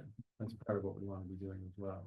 Yeah. Okay, before, here, Helen, you're next after Mike. Mike has had his hand up for a bit, sorry. Sorry, Mike. I'd like to see a couple of simple, catchy graphics. Mhm. One that shows the average increase in temperature that we have and sea level rise. So people are reminded where we were, where we are today, and where we're going. It's two simple graphs. But it's two simple, catchy graphics. Really, really easy. Not Two- detailed. Sea level rise, and I'm sorry, what was? Daily temperature, our average seasonal temperature rise and sea level rise. From when to when, Mike, like the past 10 years? Where were we in 1960? Where are we today? Where are we going to be in 2050? That's not a simple graphic though. It is. There is one in this presentation from that Roberta was talking about. That talks about sea level rise, over time. Where is that? Oh, Yeah. sorry. Yeah, it's like a Yeah. graphic like this, That And kind what's of, this one? we've crossed we're approaching 1 foot, Just like this, like they have the fundraising, like the thermometer, right? You got a simple thermometer of that shows temperature, and the other one you got something similar that shows sea level. That's not a simple graphic. This is not a simple graph, but it could be easily simplified. This is the the blue is sort of like where it was in the 70s, and the red is where it is now. So, I would suggest maybe that's something to work on for the next edition, rather than holding this one up. yeah. Oh yeah, I'm just saying Yeah, Mike. at some point. Yeah, maybe you can sketch something out for us and because I know you have something in mind, that'd be awesome. Mhm. But Gary, let's, I just wanted to ask John if he thought, in terms of, zeroing in on what kind of communication platforms are working and getting through to our community. Is it possible that we could have a focus group? We've done focus groups before at the COA. They work fabulously because you get a lot of different ideas. Good. So that might be an option. It's What's getting through to them? It's one of the lists of approaches that we have included in the toolkit, where we'll have a little bit of description of it and what it's good for, what it's not so good for. That's focus groups are one of those pieces. So where do we want to go with this? Because I do agree with Kathy, nothing here draws me into it. Yeah. All right, why should I care about a climate action Yeah. survey? That's not me, so I'll go to the next one. Earth Day, okay, well, maybe we put that first. Climate action plan, again, I don't know why. It's almost, to me, a little too brief. Doesn't draw me in, doesn't say why I should be interested in Yeah, any I of think this. we should step back and take a little bit of time to, this is why we wanted to show it to the committee, is to get this kind of feedback. So let's take the feedback and rework it. Okay. Now, in order to get something out for Earth Day, which is our next topic, maybe the first edition, I'll just throw it out for consideration. Maybe it becomes kind of a, here's what's coming up next. We'll get that done and out because Earth Day is important. And then next round, we can talk about how you want to add in graphs or climate action survey and climate action plan. Make it a bulletin kind of about the bulletin, about what's going to be coming. No, I'm saying, since we don't want to wait till the next meeting to approve this. Let's get out what we can now, which is what's coming up in April. Right, okay. And we'll talk in May about some, how we expand it a little bit more, draw people in. Are we talking about Earth Day, this meeting? Yeah. So maybe we'll come up with a couple of bullets Yeah. for Earth Day. Yeah. As we talk Yeah, later, yeah. just, What's just actionable. a simple actionable items, Right. things that people can do, 2 or 3 action steps. Yeah, that's a good idea, 'cause that's a And then- theme all by itself. Right, Exactly. within, we don't have to get really complicated to the grass right now, but That's- within the first bulletin, it's coming up, it's like 2 weeks away or whatever, and here's what you can do, two or three things, so. Thank you. Good. All right. Thank you, John. Thank you, Harry. Good stuff. Yeah, this is great to see that coming along and well, things for the actionable committee, you know. And here, and these are the upcoming events, right? So we already have a lot of that stuff available to us. That's what I want. All right, so, and as we move to that top of the one that requires, I think, maybe some good discussion is Earth Day. And I think, Andrew, you have some ideas. I think recycling has always done something in the past. Also interestingly, the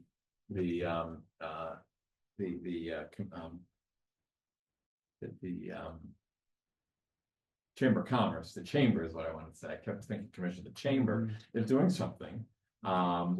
That I guess they've always done that. Do you want to start with that, Gary? Just tell us what that's all about. Yeah, for years, the Chamber of Commerce, East Hampton Chamber of Commerce has run and managed a beach cleanup on Earth Day. And it includes several beaches, and Jim does a really good job of managing it. He basically has worked with the DPW to pick up the trash at the end of the cleanups. They go to each beach and pick up the trash that's been picked up. And it's interesting to see what's picked up too, in terms of the, sometimes that gets analyzed and tabulated as to what really they're picking up, how much plastic, how much cigarette butts. So that's also an option too. Big trash on beaches. Really? The worst trash is on beaches. Most common, at least. Plastic utensils. But this is just the town beach, it's not the seashore. Yeah. I'd be curious to find out any nips. I just did my yard and I found like 20 nips. Yeah, there's a lot of nips all over. It's the worst It's trash I can find on the astonishing. Cape. It's the Yeah. worst. Any trash I've ever ride my bike, I usually carry a little bag, and it's the worst trash I find on everywhere. It's nips. I have a little bag. I usually have. There's in Wellfleet they take they'll give you 5 cents back per nip. Turn them in at the store, but they limit you to 5 nips per trip. Because I tried to cash in on it and it didn't work. They share the nips, you know. Yeah, so there you you go. can I don't get any have money. five- I mean, it almost feels like, with plastic bottles, they banning plastic bottles, you can blend nips. I would ban nips before I ban anything else Yeah, because yeah. it would be the most effective measure on the Cape. Yeah, I agree. Just because it's the only trash I find consistently all year I round. agree. So it's not just the visitors. So next, what are Yeah. you doing for? I don't know what we're doing for Earth Day. I don't have any direct plans at the moment. I mean, I'd love to do What have you done in something. the past? I don't think we did anything in the past that I'm aware of. Weren't you giving out like brochures at the transfer station on Earth Day, that kind of thing? I thought I'd gotten a brochure from. I mean, they may have them at the transit station, but like in terms of, we always have that kind of stuff at the transit station, so. No, I mean, actually standing there handing things out as people come in. Oh, maybe, I mean, I don't, not that I recall, John might have done it, he's usually there. But if the transit, what day was Earth Day last year? It's a Tuesday here. Then the swap shop wouldn't have even been open last year, so I don't think they would have done anything. So, It's but the I 26th. want to do something this year and set like the precedent of doing something. So if you guys are doing something, or if even just the beach cleanup is the thing we're doing, like I'm down. I just want to be able to advertise it, shout it out. Yeah, what does everybody think? We hadn't talked about it in the past, but seems like a great opportunity We have a week, for awareness. we have 1 week. We can even plant trees, work with the Agway or something, plant some trees. But where do we plant trees then? That's the question that comes up. 22nd. Hey, can we plant trees without doing a whole environmental analysis of the trees not causing a problem? You know what I mean? Like, well, it's tough to get things done in this town because everyone wants to analyze the environment about it. Well, we can certainly give out brochures. Weren't there brochures given out in the past, Gary? Yes. Was somebody standing at the gate of the That's transfer correct. station handing? So I Yes. thought I'd gotten That- brochures there And before. also, we've had, in the past, we've had volunteers from the high school to hand out leaflets at the transfer station. Especially on a Saturday, which is a busy day, they get a lot of people. You give them 50 flyers and they're generally going by a couple of hours. They're gone. Yeah. No, would that be interesting? Are you Yeah, I all can planning definitely talk to anything? you about that. So we were supposed to have a like an early Earth Day beach cleanup at Nauset last weekend because a lot of people go away for spring break, which is next weekend. But unfortunately we got rained out. So I think we're planning on doing a beach cleanup on actual Earth Day. I don't know the details of it because I can't be there. But yeah, so we are planning a beach cleanup. That's awesome. Yeah. It's 22nd this year? 22nd, Yeah. a week from tomorrow. Well, a couple of things that you guys do, Andrew, that I think are like relevant to Earth Day, like all year long, or the compost. You know, so certainly that's, you know, food waste, that's a huge, you know. Yeah, I mean, we have contributor. compost pamphlets then- we can get printed and give out. That's easy enough to do. Right, but so maybe we can put that in the news, you know, just people who aren't aware that there's composting, you can do that, we can, yeah, you know, you can compost, and some little factoid about how much food waste contributes to climate change, and also the swap shop, you know, reuse, you know, use secondhand stuff. And Will it's be there. Monday, right? Well, just that it's there, you know, just in our newsletter, just that. it's- Oh, yeah, yeah, just of course. I encourage mean, people to, the more people we you can know, tell to them, buy swap shops there secondhand for and sure. right, go to the swap, you know, so just for people who may not be aware, that's a great way to. I think composting is a great segue for Earth Day, don't you? Yeah, I mean, I literally was shoveling compost until I came here. That's why I'm tired. I have 300 and some odd pounds of compost in my yard, and I can't deal with it all myself. My issue is not the scaling; it's the throughput, and I'm the throughput. So it's not. I don't work hard enough. So yeah, we'll love to do composting for Earth Day. I can bring compost as far as I'm concerned. We can, you know, show people Yeah. different stages because I have it in every stage possible. Yeah. I mean, if that's what we want to do, where do we want to do it? How do we want to set it up? I'm down, but I just have no car. So like, whenever there's a plan, I have to tailor it to who's Yeah. going along and what are we doing.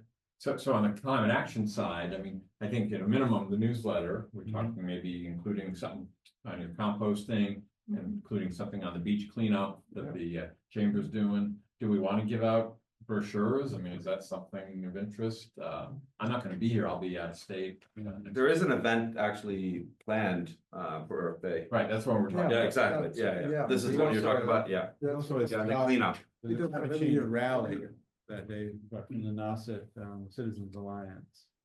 It's on that same day, yeah. We could. They specifically chose that, I am sure. We could promote that. That's actionable. Join the rally.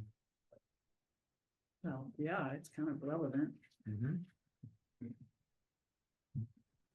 I had my Well, our hand. meeting's tomorrow too, so I'll be able to like hammer out more details with Good, them, good. what they can do, what they want to do. I had my hand up, but no one saw me. Oh, so- Oh, sorry. It's okay, it's okay. So I'm gonna interrupt a little bit. Yeah, the newsletter that we sent, the compost is a compost newsletter, the recycling one. So if you wanted to link to that newsletter or grab facts and figures off that, that would be a possibility. About food waste and what percentage of the waste stream is food waste and et cetera like that. That data is specific to Eastham, isn't it? Not specific to East. Well, there were some things that were specific to Eastham, but not everything. Not bad. Okay. I remember we had some data.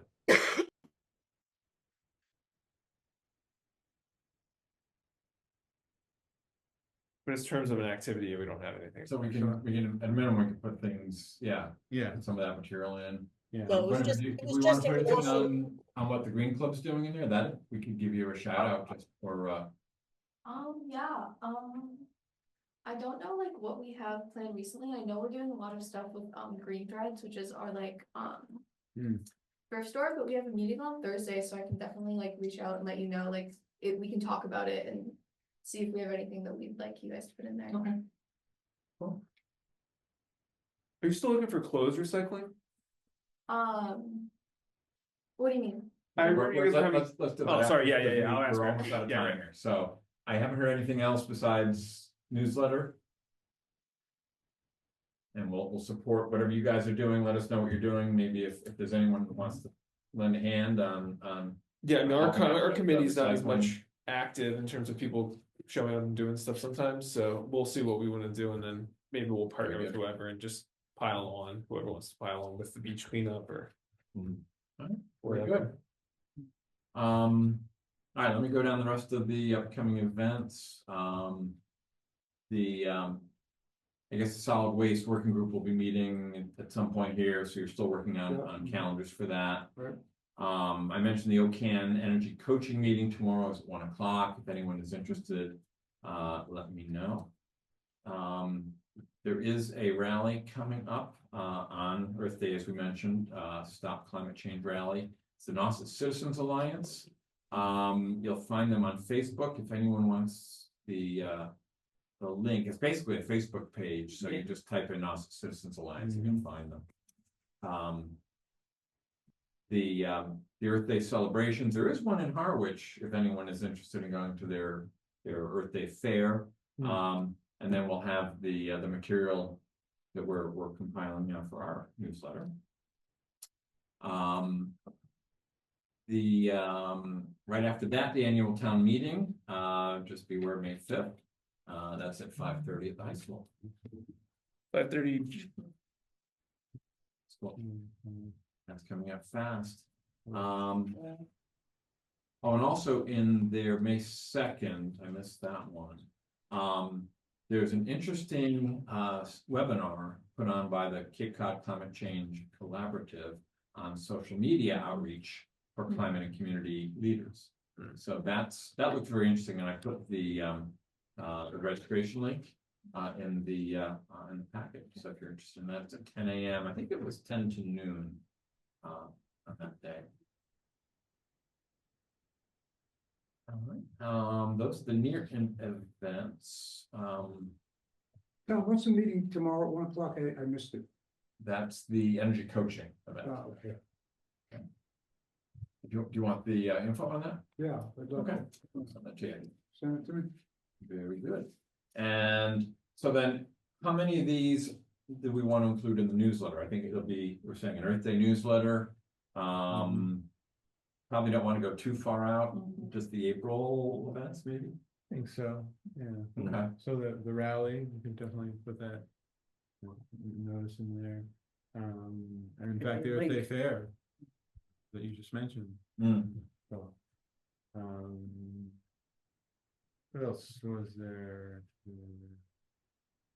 Harriet, was there something else? Unless we just want to mention, that there is the opportunity to compost food waste. So just Yeah, that'd be good. that people may not know, and I can look for a little factoid about how much food waste is estimated to contribute to climate change. And then also the community swap and you buy secondhand and what have you, and that reduces energy use and what have you. It's all climate friendly. So. Oh, and there's also, I missed this one because it was added in, and thanks to Cheryl for finding this. April 27th, preventing plastic waste. There's a seminar, whatever you want to call it, a meeting, seminar, info session at the Wellfleet Library on April 27th. Is there a time? Cheryl, is Cheryl still on? Cheryl, do you remember the time on that? Go ahead, what? Can you unblock me? I don't have control. I can't. I think it's at 3. We can hear you. I know it says my video was disabled by the host. Oh, okay. Well, maybe in, that's okay. We can see a great picture of you hiking. Or no, kayaking. Kayaking, yeah. So which one are you talking about? We figured it out. It's the Wellfleet Library preventing plastic. At 3. So it's 3 o'clock on the 27th. So maybe that one, John, also would be good to have in there. All right, is everyone okay with sending out this first newsletter, being more of a Earth Day focus, and maybe what I would recommend is if you could send that out real quickly for individual review, just so folks can take a look and make sure that there's no they don't see any errors, just kind of proofread. Okay. Very good. Okay. Thank you, everybody. So let me go through quickly the additional items in my chair's report, and I'll keep it short. There was an Eversource meeting, a presentation to the Outer Cape climate committees last week. It was very interesting. If anyone wants more details on that, let me know. They talked about the interconnect queues for solar. They talked about future smart credits that are being planned, and also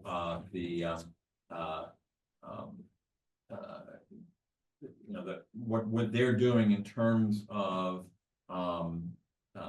net metering credits and the potential for limiting some of the net metering credits for large organizations. They also mentioned that the interconnect for residents, that the maximum is now up to 15,000 kilowatts, which is up above what they had been. When I installed a few years ago, it was 10 kW was the max that we were able to put in. Now it's 15 kW. I don't know if that applies in every street or if it's street by street based on capability of the grid. So that would help. And Olaf, I was thinking that would help in terms of accommodating heat pumps. That would be great for heat pumps. Yeah. Tom, I was on that call for a while, and I wondered if you had a better understanding than I did about the discussion relating to being able to pay for these upgrades to substations. And something about solar projects would have payment towards. Yeah. I was confused on that. Yeah, Did you get that? Yes. There is in the overall US, there's a policy that I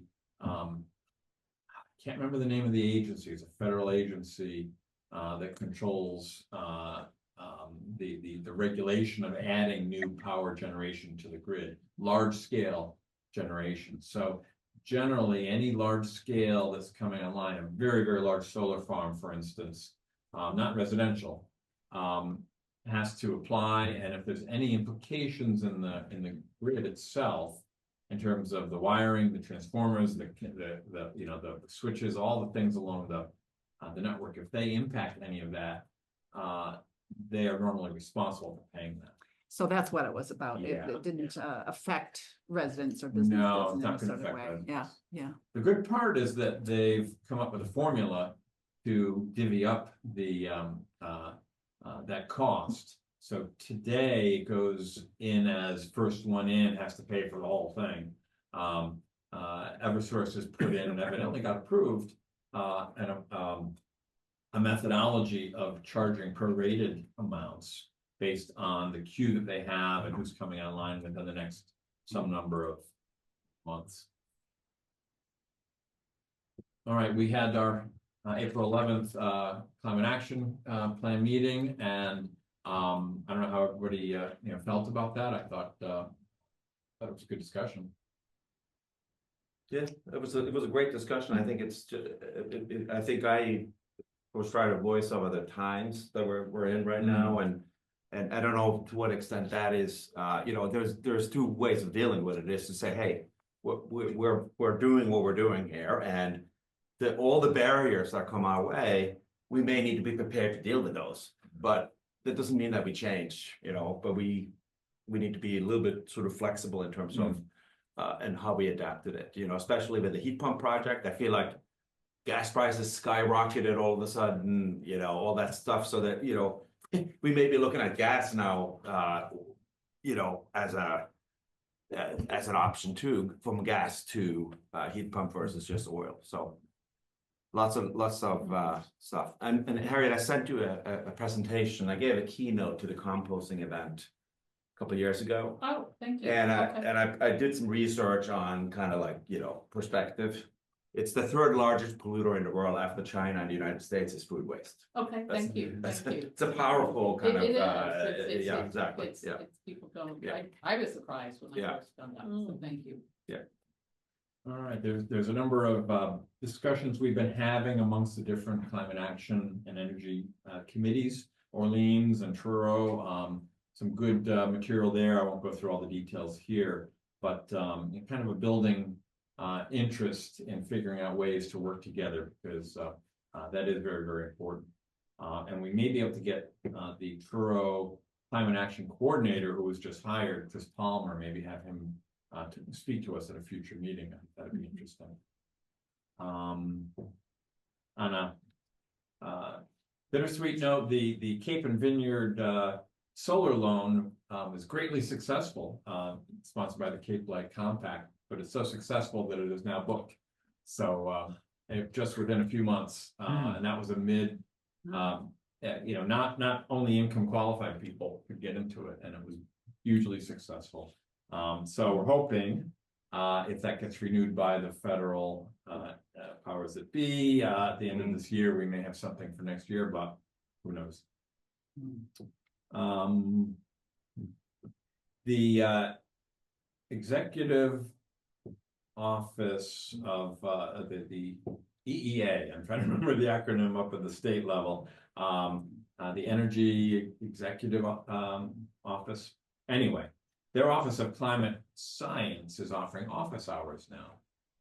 You can get free office hours, and the school might be interested in that. The Green Club might be interested. If you haven't seen that, I can send that to you. Yeah, that'd be great. Yeah, so you can sign up for half hour with a climate scientist, and they'll give you, I don't know what the protocol is, but they said there's a number of things they can do for you in terms of getting doing research and providing data, and it looked very interesting. Wow.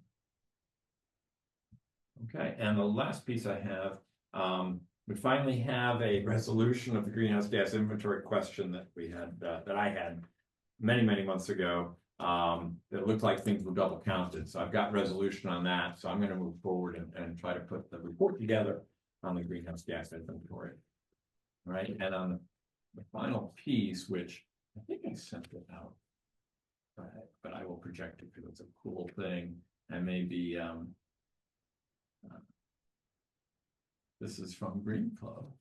So you can tell us about your the artwork that I think is really cool. No, there we go. Oh, so I think at the I wasn't at it, but at this conference that they went to, they learned about the like fish art. I'm so sorry, I honestly like don't know that much about it. But I know we are planning on doing something Very cool. with this either next year or like maybe over the summer. I'm not sure. Do you know who's paying to purchase these? Is that decided yet? I'm so sorry. No, that's honestly okay. That's don't okay. know. Is this the thing where the fish are posted, we mark the heights of the water or something? Yeah, yeah, and Okay. then you write on the back like sort of like a goal you have for yourself or for the world, like climate wise. Very cool. Yeah, keep us up to date as that goes forward. Yeah, for sure. That's very cool. Maybe we collaborate with you all and figure out something there. All right.